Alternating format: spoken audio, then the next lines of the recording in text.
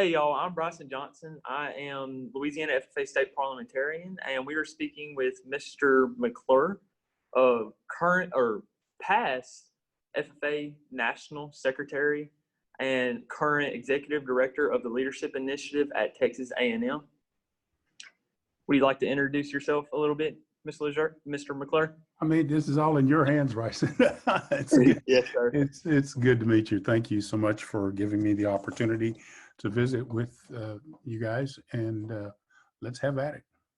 Yes, sir. My first question is, reflecting back on the start of your FFA experience, what first drew you to the organization? Well, growing up in a small town in East Texas, not very far actually from where you live, Bryson, we didn't have a whole lot of options in terms of courses to take outside the structured curriculum when I got to ninth grade. On top of that, my father had been a vocational agriculture teacher. And so I kind of didn't have a choice, I guess, on that front. And so when I became a ninth grader, I chose to start taking vocational agriculture. Yes, sir. So did you come from an agriculture, did you grow up on an agriculture operation? I understand you're around your father being an educator. Yeah, Dad was an ag teacher. And actually at the time that I started taking vocational agriculture, my dad was a school principal. And no, we did not live on a farm, which meant I had to go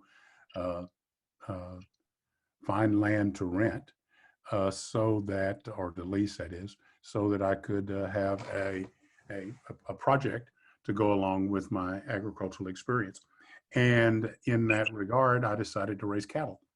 And so there actually was a point in time when I had a calf in the backyard of my house, but I don't want to talk about that one too much. Had a lot of good fertilized and green grass the next year. But Yes, basically, we ended up leasing a ranch or some land about, 10 or so miles away from the house, and sort of settled into a routine of going out and taking care of the cattle so that I could have an occupational project.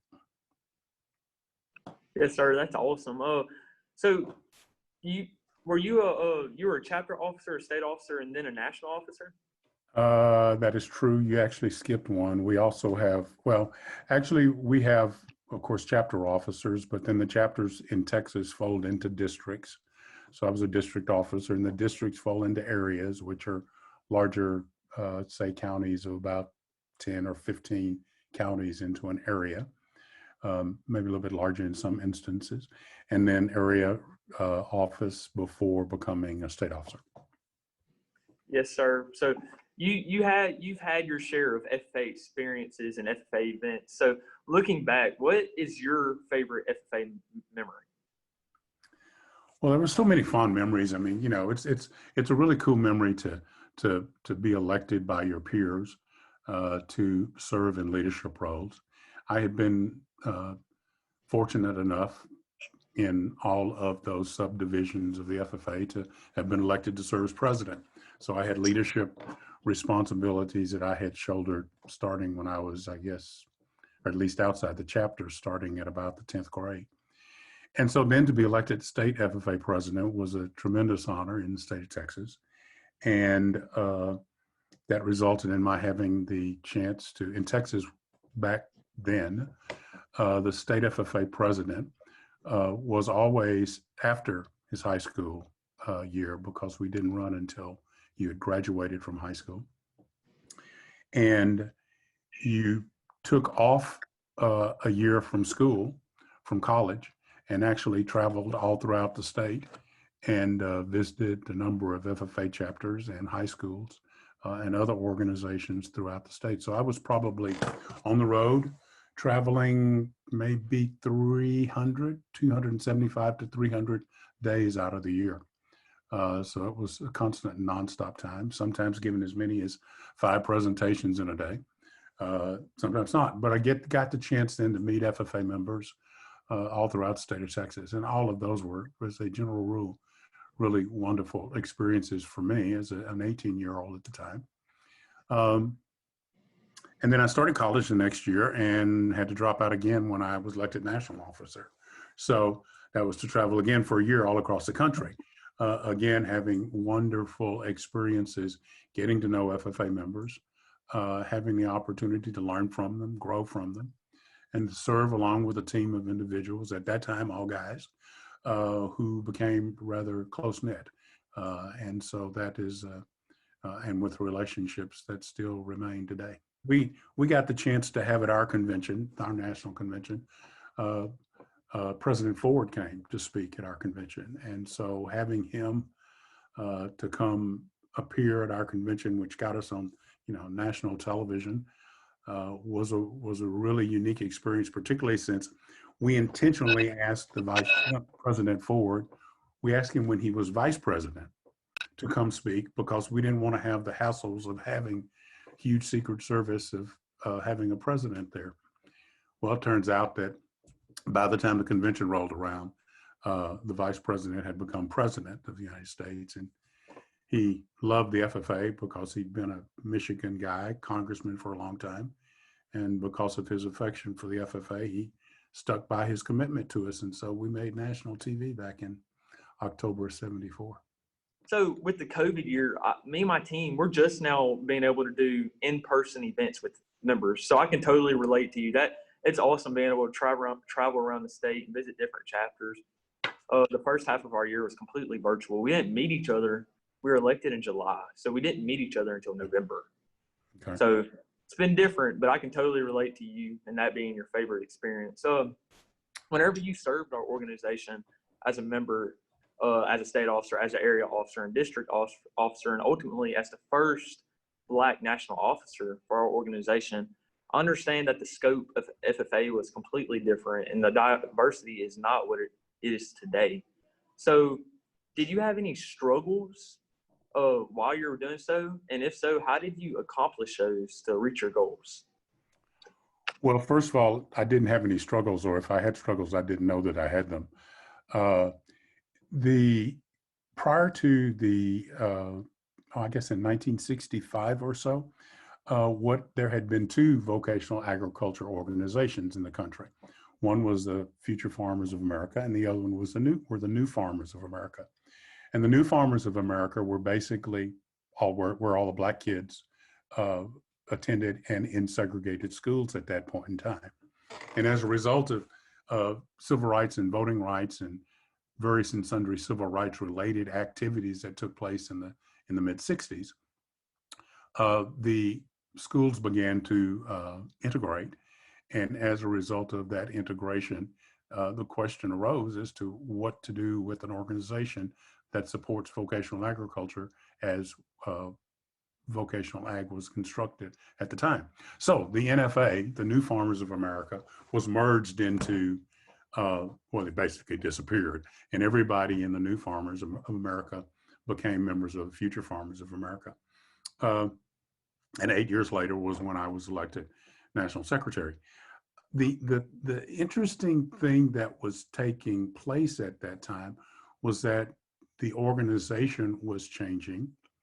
It was only in 1969 or so, when the convention delegates voted to admit women into the organization. And that was a few years before I got the chance to serve as an officer. And then real forward to 1973 or thereabouts, and the first woman received an American Farmer degree or an American FFA degree. So a lot of changes were taking place, not only in terms of, first of all, beginning to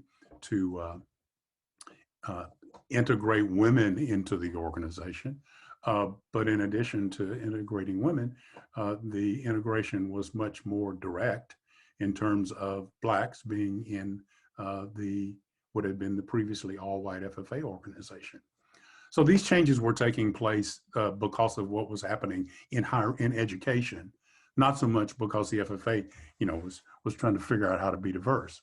Now, needless to say, there are significantly more females for sure that have been active in the FFA, and likewise Black kids. It is a result, Bryson, I think, of just adjusting to changing times. If you go back and look, even back in the 70s, when I was involved in the organization, depending upon what part of the country you were in, you saw more Black people involved in the organization than not. So you might not see a whole lot of kids out in the chapters out in Los Angeles. But then on the other hand, if you went to a chapter in somewhere in the Deep South or in East Texas, if you will, you could see a lot of Black kids involved in the organization. That's just out of that was just a representation of what was going on in terms of our society at that point in time. And fortunately, I was welcomed or not shunned, as the case may be, back in '73. Yes, sir. That's awesome that our organization welcomed you, and especially in that time. But whether you realize it or not, you've inspired many of FFA members, including you're still inspiring FFA members today. My teammate Caleb Lemoyne, he's the president of Louisiana FFA. When I told him I had an interview with you, he was ecstatic. He was like, I love him. I got to meet him at the Houston Livestock Show one year, and he was actually going to get on here today, but he had a test he had to take. But I want to commend you on your past accomplishments, and you broke down barriers for future FFA members. That you did. Thank you. You're kind. But my intent though, Bryson, that's a wonderful, and I appreciate Caleb and others who say things like that. My intent was never to be the first Black guy to do it, whether it was state president or whether it was any of the other offices that I held in the organization where I happened to be the first guy to do it. When you turn out to be the first, you hope so much that there are a lot of more seconds and thirds and fourths and others that follow. My deal was, I am who I am. There's nothing that I can do to change that. If the opportunity presents itself and I can present myself in such a fashion that I can prove that I have something to offer, I just want a fair chance. And it just turns out to be that I happened to end up being the first person to do it in the FFA. And that was cool. But my objective was, I was a guy from East Texas in St. Augustine who wanted to be a national FFA officer. And so, by golly, I gave it a shot. Yes, sir. And that's an awesome attitude to have. It really is. Now, I know you mentioned your dad earlier. Was he your FFA advisor? Or he was not. He was not. He was my high school principal by the time I got to ninth grade. When we moved to my hometown in '55, I guess it was, that was when he stopped being an ag teacher and started being a school principal. Yes, sir. But I know behind a successful FFA member is usually a great ag teacher. So how did your ag teacher or advisor impact your life? Well, needless to say, I had several. The first one that I had was a guy, Mr. S.J. Nickelberry, which was at the all-Black school that I attended and where my father was principal. And so we had been family friends, needless to say, forever. And Mr. Nickelberry was one of those guys who kept prodding and kept encouraging and kept finding opportunities for us to participate. Think about it during that time frame. We were at an all-Black school competing in district competitions with some integrated and some not integrated schools, whether that was a competition at the district level or as you moved up and whether you won or not. So he kept giving us opportunities to go compete and to be involved in leadership related activities. And we took him and took the opportunity. After our schools integrated, which happened during my junior year in high school, I inherited two other ag teachers who had been at the other high school in my hometown. Mr. Tom Sutton being chief amongst them. And Tom Sutton the pair of Mr. Nickelberry and Mr. Sutton together was just perfect. And so they made sure that we competed and participated in as many leadership related activities, whether that's judging, whether that was public speaking, whether that was parliamentary procedure competitions, whether it was forestry. I actually judged forestry one year, since you're in forestry class. And so those were opportunities to build character and develop leadership skills. And this organization, of which you are a leader of right now, provides many ample opportunities for that to take place. And that's because of not only good, solid ag teachers, but also great folks at the state and national level who have supported the organization and its growth. Yes, sir. And people of the past who have, helped build the organization and continue to support it, just like yourself, people like you are the reason that FFA is so successful today, and it's such a big organization.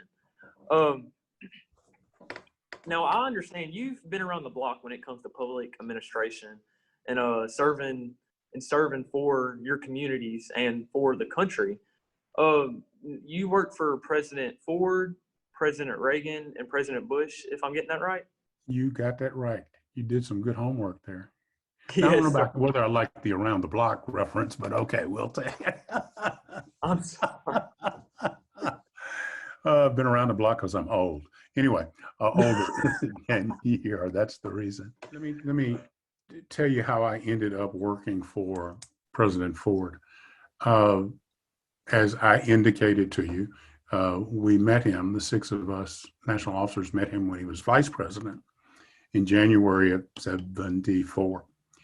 And in August of 74, when Richard Nixon resigned the presidency, President Ford became president. Or Vice President Ford became president. And then our convention was in October, which is when he came out to Kansas City to speak. The following summer, the summer of 1975, I had applied for the White House internship program and was selected. So I got the chance to work there. And it just so happens that the people involved in the public liaison office of the White House at the time happened to know about FFA, and they happened to know about me. And so I got the chance to go spend the summer there. What happened was, one of the most fun stories was that the state, we used to have national leadership conferences for all of the state presidents. And the state presidents would come to Washington, D.C. and spend a week doing leadership training.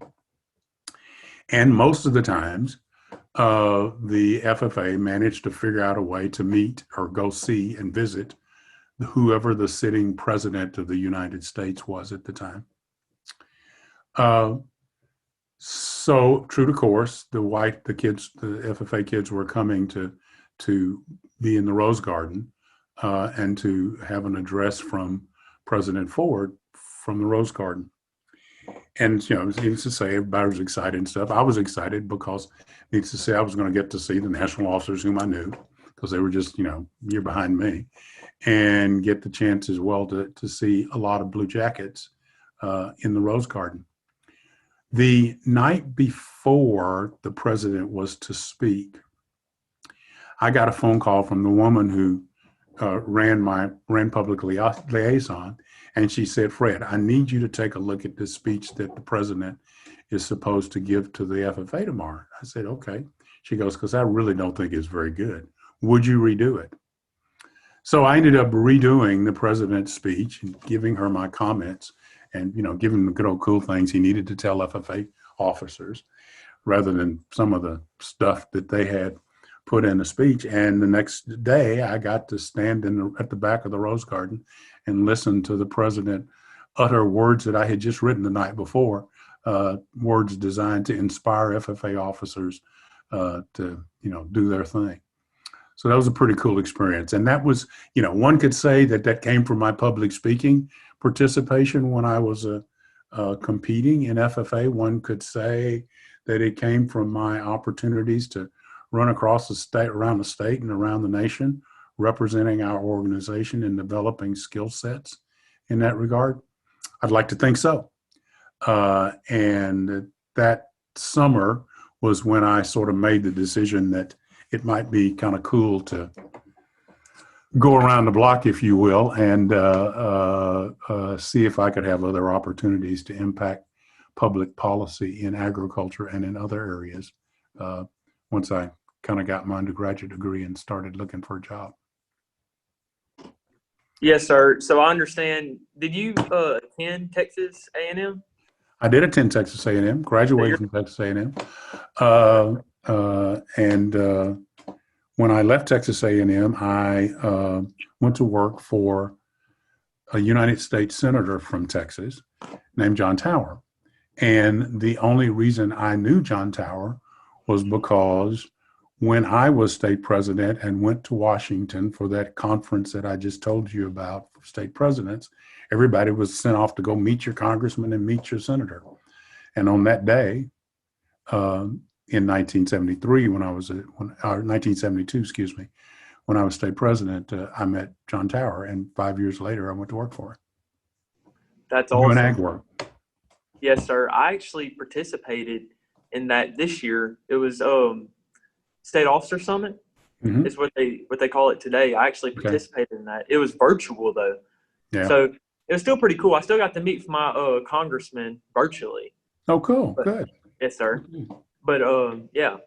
And next year they're actually planning on, or next fall, if you will, they're actually planning on doing some type of in-person State Officer Summit. So we have something to look forward to. Yeah, that is true.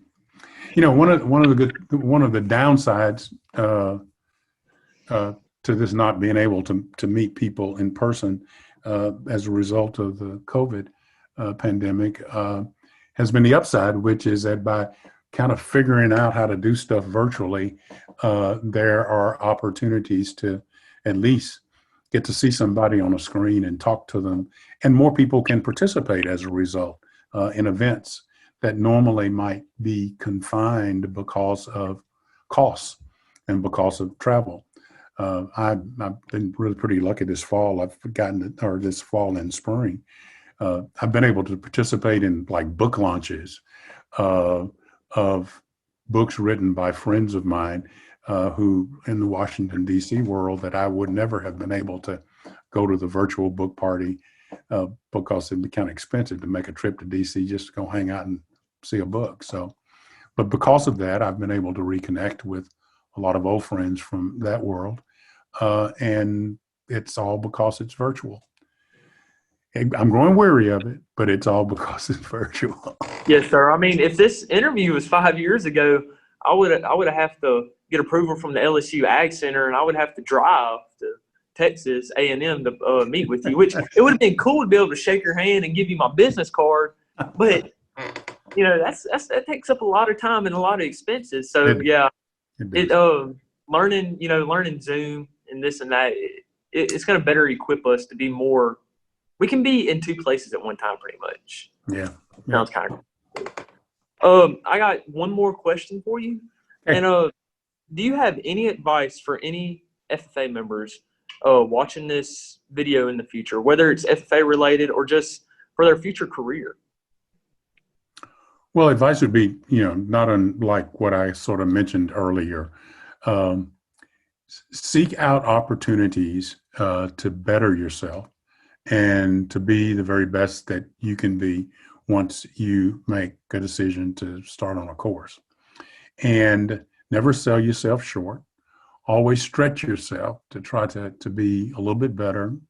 Of course, in a competition, you want to be better than the next guy or gal with whom you're competing. But when you take it out of that space, always try to be better than you were the day before, and to keep growing in that sense, because that's where you can take advantage of opportunities that can open a lot of doors that will help you in terms of determining who you want to be at the end of the day and who you want to help and who you want to serve. because one of the greatest values, I think, that comes from being involved in organizations or leadership or just life, actually, is the ability to do something for others. And it is that kind of selfless service, I think, that makes organizations strong, like FFA, makes communities strong, churches, synagogues, wherever, to be a part of that action. Yes, sir. Thank you so much, Mr. McClure. And I really appreciate you getting on here today and sharing your thoughts and inspiring words. And that wraps up our Digging Deeper interview. Do you